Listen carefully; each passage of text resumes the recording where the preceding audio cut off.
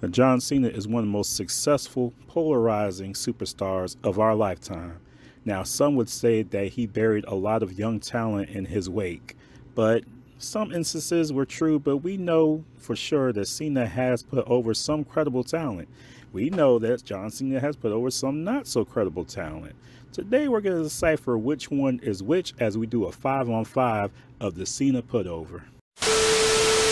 Okay, before we continue with the video, I just want to let y'all know I have not done a 5-on-5 in like 3 years, and not too much fanfare because I think I literally only had less than 40 subscribers at the time. So let me break it down for you. So 5-on-5 is where we take one subject, and this video being the John Cena Putover, where we take 5 positive situations and 5 negative situations. Now, unlike in the past where I did both positive and negative, I'm going to do the positive, and the negative is going to be done by Jimmy. Hey, what's going on? Hey, why my voice sound like this? Because we have the same voice, and they need to know which one I do and which one you do. But you literally just told them that I was doing the negative and you were doing the positive. So why do you need to differentiate the voice for that? You know what? I didn't even realize that. Bro, I have a special announcement to make after the video's over. Oh no, I'll change it back before then. Well, why don't you just change it now? We ain't got time for it. Anyway, let's join the fray. You really gonna have me in here with this beat?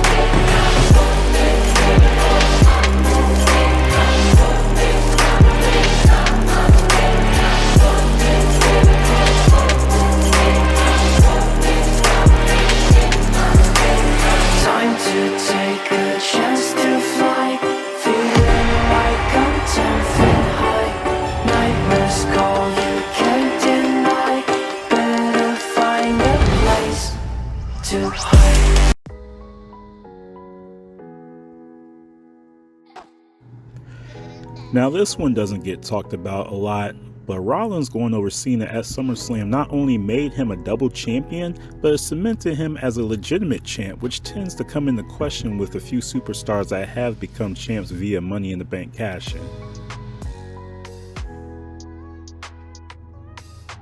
Now, Dolph Ziggler's run in the WWE is a definition of inconsistent. Cena would defeat Ziggler in pretty much every match he's faced him in. Ziggler would finally be victorious over Cena in a ladder match, which had his Money in the Bank briefcase on the line, with interference from AJ Lee, of course. But this victory did virtually nothing for his career. Yes, Ziggler would cash in Money in the Bank later on, but even that was lackluster. Shame.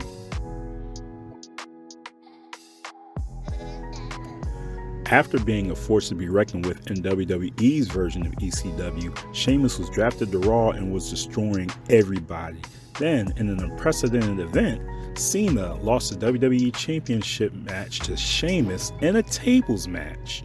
Though this decision was not necessarily popular, this move not only catapulted Sheamus' career, but it would make him the first Irish-born WWE champion, as well as the second quickest WWE champion since their debut, only behind Brock Lesnar.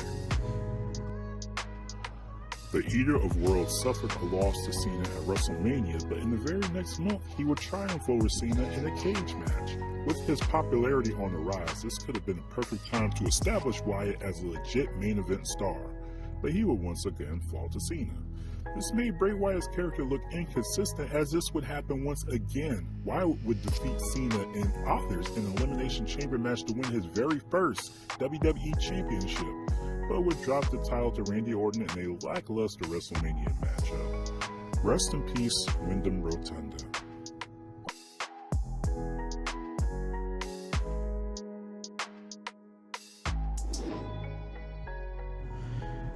Kevin Owens was well known in the independent circuit as well as being NXT champ at the time. On his main roster debut, KO would do the unthinkable and defeat the current US champion John Cena clean in the middle of the ring. Even though this was the start of a trilogy in which Cena would ultimately be victorious, this win has done a lot for building the foundation of KO's career. Rusev was a beast in the ring and could have accomplished so much more. And it was apparent that the WWE brass saw this in Rusev as well, and they were having him defend his championship against John Cena at Fastlane. Though the victory was not clean, Rusev would defeat Cena via submission, with Cena passing out. Now at the time, this was a very rare way for Cena to lose a match. This had the potential to make Rusev a credible threat than he already was, but he would fall to Cena at WrestleMania, and again the very next month. This would destroy Rusev's momentum greatly, especially since he also ended the undefeated streak at the time.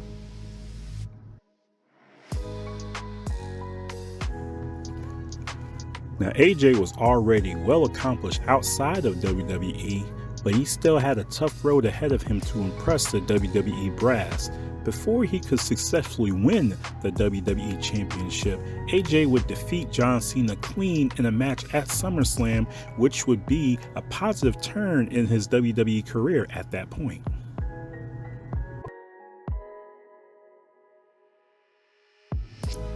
Now this wasn't a clean win, but nonetheless, Theory defeated Cena on the grandest stage of them all. And this did absolutely nothing for his career going forward. Now, I'm not saying I like Austin Theory, because honestly I don't. I find his character very annoying and unappealing. But regardless of that, I feel the WWE creative dropped the ball with handling his potential rise properly. He has all the tools, but you know, hitting a thin nail with a claw hammer doesn't work very well.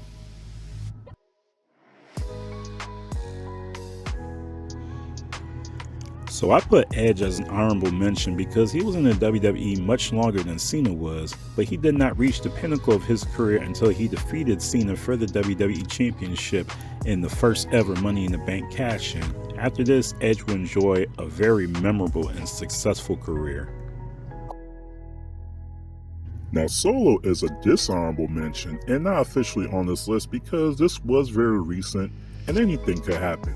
So John Cena came back to WWE during the SAG strike because he must have been bored at home or something.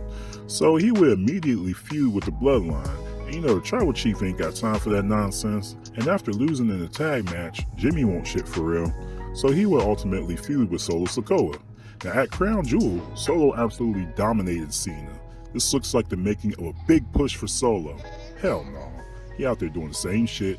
At the same time of this recording, he's on a 15-match losing streak against LA Knight. Now, in spite of the way I'm talking, I actually like Solo Sikoa.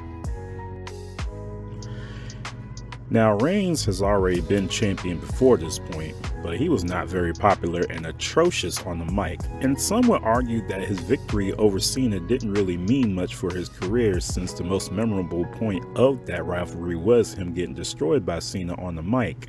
But I credit this rivalry as one of the biggest stepping stones to the Tribal Chief gimmick, where Reigns' ring presence and mic skills have vastly improved, as well as being one of the most dominant champions in the modern era.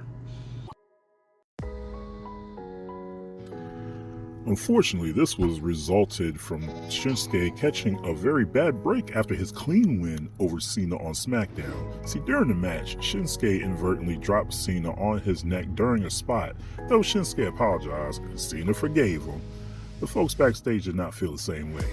Nearly paralyzing one of your biggest superstars doesn't sit well with the folks in charge, and Shinsuke's career went on a downswing after this incident. What's going on, everybody?